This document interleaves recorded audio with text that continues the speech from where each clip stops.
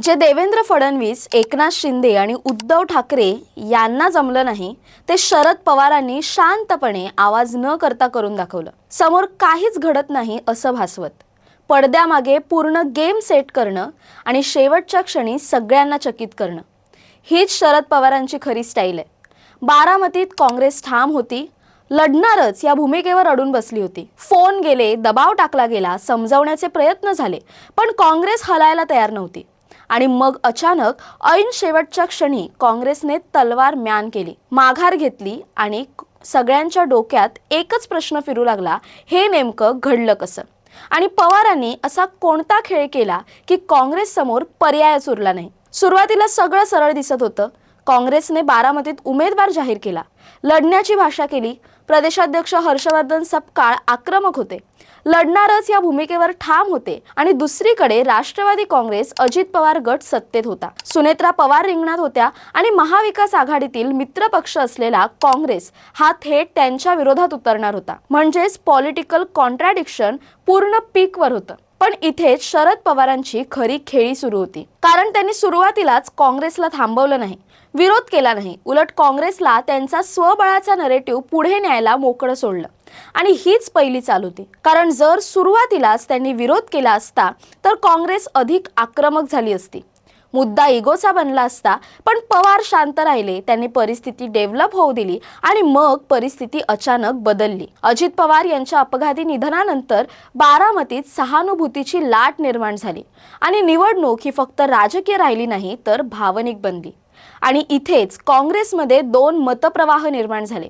एक गट म्हणत होता लढायलाच हवं, दुसरा गट म्हणत होता इथे लढणं म्हणजे सेल्फ गोल आहे. कारण ग्राउंड रियालिटी काय होती?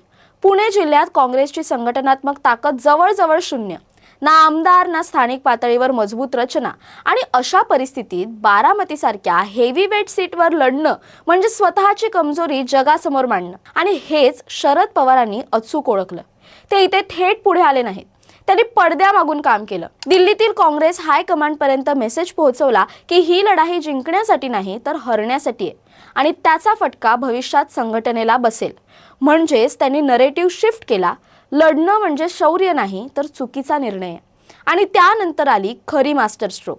शरद पवारांनी स्वतः पुढे न येता रोहित पवारांना पुढे केलं, त्यांना मध्यस्थीची जबाबदारी दिली आणि रोहित पवारांनी काँग्रेसच्या दिग्गज नेत्यांशी संवाद सुरू केला. गोड बोलणं, शांत चर्चा आणि हळूहळू काँग्रेसला रियालिटी चेक देणं. ही अग्रेसिव्ह पॉलिटिक्स नव्हती, ही सॉफ्ट प्रेशर पॉलिटिक्स होती. आणि हाच फरक असतो पवारांच्या राजकारणात. कारण इथे आधीही प्रयत्न झाले होते. सुनेत्रा पवारांनी फोन केले, देवेंद्र फडणवीसांनी प्रयत्न केले, उद्धव ठाकरे यांनीही संवाद साधला, पण काँग्रेस ऐकायला तयार नव्हती. कारण ते सगळे डायरेक्ट प्रेशर होते. पण पवारांनी इनडायरेक्ट प्रेशर टाकलं, परसेप्शन चेंज केलं आणि काँग्रेसला स्वतःचा डिसिजन बदलायला भाग पाडलं. आणि शेवटी काय झालं? काँग्रेसने माघार घेतली. आणि इथेच एक भावनिक बाजू देखील आहे जी कदाचित उघडपणे बोलली जात नाही, पण राजकारणाच्या आतल्या वर्तुळात ती सगळ्यांना माहिती आहे. शेवटी बारामती म्हणजे पवार कुटुंब आणि शरद पवार म्हणजे त्या कुटुंबाचे प्रमुख. भलेही राजकीय दृष्ट्या शरद पवार गट आणि अजित पवार गट वेगळे असले तरी कुटुंबात कधीच मनभेद झालेले नाहीत, हे वारंवार सिद्ध झाले. अशा वेळी अजित पवार यांच्या पत्नी स्वतः रिंगणात असताना आणि त्या निवडणुकीत काँग्रेस थेट उतरते आणि कुटुंब प्रमुख म्हणून शरद पवार काहीच करत नाहीत असा मेसेज केला असता. आणि हा मेसेज पवारांनी जाऊ दिला नाही, पण त्याच वेळी उघडपणे हस्तक्षेपही केला नाही. त्यांनी पुन्हा एकदा पडद्यामागूनच खेळ केला आणि परिस्थिती अशी निर्माण केली की काँग्रेसने स्वतःच माघार घेतली. आणि यामुळे राजकारणही सांभाळलं आणि कुटुंबाची प्रतिमाही. आणि इथेच सगळ्यात मोठा पॉलिटिकल इम्पॅक्ट तयार झाला. कारण महिन्याभरात काँग्रेसला दुसऱ्यांदा माघार घ्यावी लागली. आधी राज्यसभा आणि आता बारामती. आणि दोन्ही वेळा कारण एकच, शरद पवार. म्हणजेच काँग्रेससाठी हा फक्त टॅक्टिकल रिट्रीट नव्हता, हा पॉलिटिकल एम्बॅरेसमेंट होती. आणि दुसरीकडे शरद पवारांसाठी हे परसेप्शन विक्ट्री होती. कारण आता नरेटिव्ह काय तयार झालं, जे इतरांना जमलं नाही ते पवारांनी केलं. पण इथे स्टोरी संपत नाही, इथे एक डीपर लेअर आहे. कारण या सगळ्या प्रकरणात पार्थ पवारांनी काँग्रेस विरोधात घेतलेली आक्रमक भूमिका आणि त्यानंतर आलेले रिस्पॉन्सेस, यामुळे वातावरण आधीच तापलेलं होतं आणि त्या सगळ्या आगीमध्ये रोहित पवारांनी शांतपणे मध्यस्थी केली आणि स्वतःला सोल्युशन प्रोव्हायडर म्हणून एस्टॅब्लिश केलं. म्हणजेच एका बाजूला कॉन्फ्लिक्ट आणि दुसऱ्या बाजूला सोल्युशन, आणि सोल्युशन देणारा नेता कोण दिसतो तर रोहित पवार. पण पॉलिटिकल सर्कल्समध्ये चर्चा काय आहे की या संपूर्ण गेमचं ब्रेन कोण होतं? शरद पवार. म्हणजेच फ्रंट फेस वेगळा आणि कंट्रोल रूम वेगळा, आणि हीच आहे चाणक्य नीती. पण आता मोठा प्रश्न आहे, काँग्रेसने माघार का घेतली? प्रेशरमुळे की कॅल्क्युलेशनमुळे? कारण सत्य दोघांमध्ये. एका बाजूला शरद पवारांची स्ट्रॅटेजी आणि दुसऱ्या बाजूला काँग्रेसचं ग्राउंड विकनेस. कारण जर काँग्रेस खरोखर मजबूत असती तर ती माघार घेतली असती का? कदाचित नाही. म्हणजेच पवारांनी फक्त परिस्थितीचा फायदा घेतला नाही तर परिस्थिती क्रिएट केली, आणि म्हणूनच त्यांना गेम चेंजर म्हणतात. आता या सगळ्याचा पुढचा परिणाम काय होणार? एक, काँग्रेसवर प्रेशर वाढणार.